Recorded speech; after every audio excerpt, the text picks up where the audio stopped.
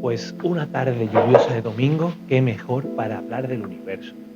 Yo no es que sea un experto, pero me gusta mucho el tema y tengo la ideilla en la cabeza y quiero, bueno, por si a alguien le interesa, pues yo aquí lo pongo. Nunca está de más, el saber no ocupa lugar. Pues nada, me he hecho una chuletilla porque si no, no puedo estructurarlo todo, ¿vale? Bueno, hace 13.800 millones de años, de manera espontánea, no existían, no había ni tiempo, ni lugar, ni había nada, ni el espacio existía. Una explosión de tal manera y se crea el universo de manera espontánea. No sabemos por qué motivo, pero esto pasó, ¿vale? Hace 13.800 millones de años. Una gran explosión en milésimas de milésimas de milésimas de milésimas de segundo, de tal manera que hay se tuvo que crear una unidad, que es la unidad de Planck, que se conoce a estas unidades de tamaño tan ínfimas que son inimaginables, ¿vale? Y es cuando empezó el tiempo y el espacio. Empezó a expandirse el universo a una velocidad inimaginable. Se empieza a crear la materia. Al principio había una densidad inmensa, había una temperatura inmensa que es inimaginable, y es cuando empezaron a aparecer las primeras partículas en el universo. Los primeros elementos en aparecer en el universo fueron el hidrógeno. Tenemos el universo en oscuridad total y átomos de hidrógeno por ahí pululando, de tal manera que cada átomo tiene su pequeña gravedad, lo que hace que se vaya uniendo a otro átomo y a otro átomo y a otro átomo. De tal manera que cuando estos átomos, unos 200 a 400 millones de años después del Big Bang, empiezan a fusionarse, aparece la luz en el universo, ¿vale? Previo a esta luz, el universo estaba en oscuridad total, ¿vale? Y aparecen las primeras estrellas, empiezan a aumentar de tamaño, agrupando el helio y el hidrógeno en enormes nubes de gas, empezando a fusionarse núcleo cuando aparecen las primeras estrellas, que iluminan el universo con su brillo. La era previa a esta fusión de átomos en las estrellas se le conoce como la edad oscura del universo. Se empiezan a formar elementos más pesados, porque en la fusión de átomos se van cediendo electrones y se crea nueva materia, una materia diferente a la que había, ¿vale? Los primeros elementos que se crean, se ve en la tabla periódica, es el hidrógeno y el helio. Después, posteriormente, aparece el oxígeno, el carbono y por último el hierro, que es uno de los elementos más pesados que hay en la naturaleza. Todo esto se crea en el corazón de las primeras estrellas. Cuando esta fusión no es suficiente para continuar con la actividad de la estrella, la gravedad de la estrella hace que colapse. Al colapsar, esa materia más densa se queda unida y la menos densa es expulsada hacia el universo, ¿vale?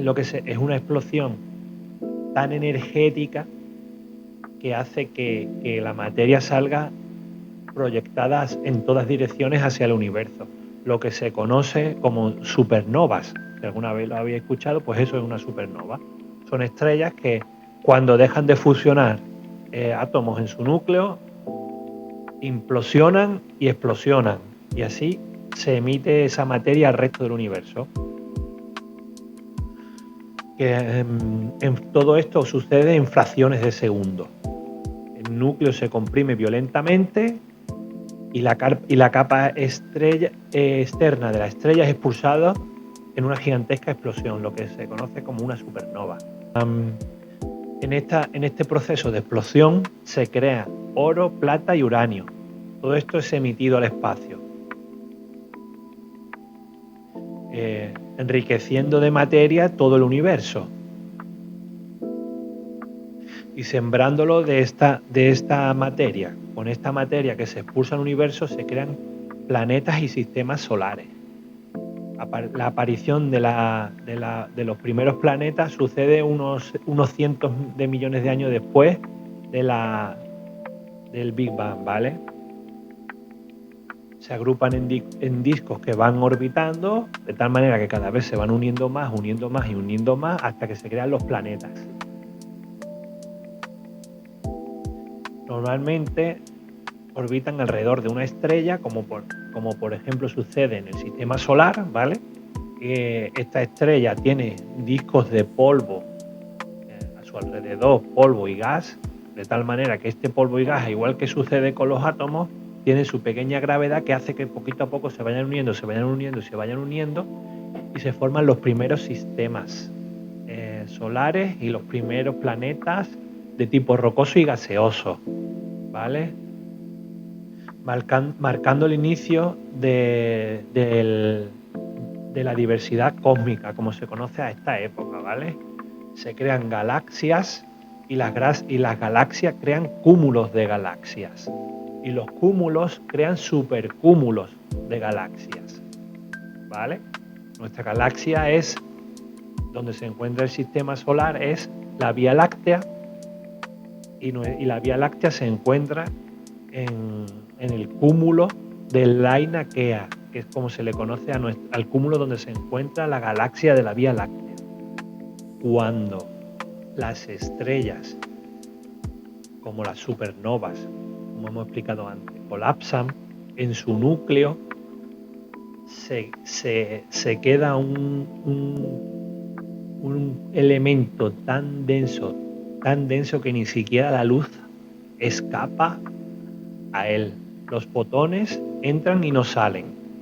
Por eso se le conocen a estos elementos como agujeros negros, porque no emiten luz, pero tienen masa y se comportan igual que otros cuerpos celestes.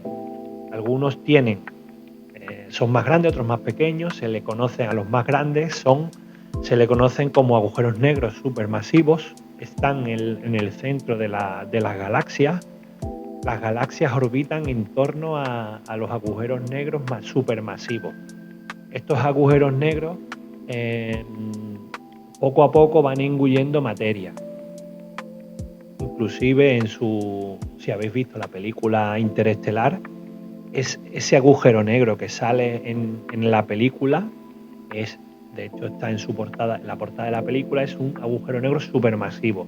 La materia, hay parte de la materia que entra en el agujero negro y parte de la materia es expulsada, y en ese elemento de fricción, mientras que está girando a esa velocidad tan inmensa, se ilumina el agujero negro, por eso se le ve ese halo, ¿vale? Esto es así en la realidad y está fotografiado. Se han fotografiado el halo de estos agujeros negros. Hay otros agujeros negros más pequeños que no causan este efecto, y esos agujeros negros se detectan por la gravedad que emiten. Los agujeros negros se comportan como planetas o como estrellas. Tienen masa y orbitan alrededor. Si la órbita es muy rápida, salen expulsados, y si son muy lentas, entran a este agujero negro, incorporándolo a la masa de este agujero negro, ¿vale? Y no tiene mucho más. Según las teorías que hay, las últimas teorías que se están barajando, se supone que el universo va a terminar como muchos agujeros negros, que incorporando la materia que está en circulación por el universo hacia ellos. Mucha de esta materia quedará suelta y otra mucha terminará incorporada a un agujero negro. Las estrellas con el tiempo se apagan, ¿vale? Eso es como, haciendo un símil, es un fuego que tú le acabas la leña, se termina apagando. Puestos a nivel cósmico, pasará lo mismo con las estrellas. Todas las estrellas terminarán apagándose dentro de tanto tiempo, que es la escala humana, es muy complicado de asimilar. Y así es como terminará el universo. Desde el Big Bang hasta el agujero negro el universo está en constante evolución. Supernovas han enriquecido el universo con diferentes materias y eso es básicamente el funcionamiento básico del universo. Más adelante iré haciendo vídeos más específicos de cosas más concretas para quien le interese y quien le guste este tema, pues servir de enriquecimiento personal, ¿vale? Y nada, hasta aquí ha llegado el primer vídeo así un poquito improvisado de Rompe tu Coco. Y nada, que espero que os haya gustado y un saludo.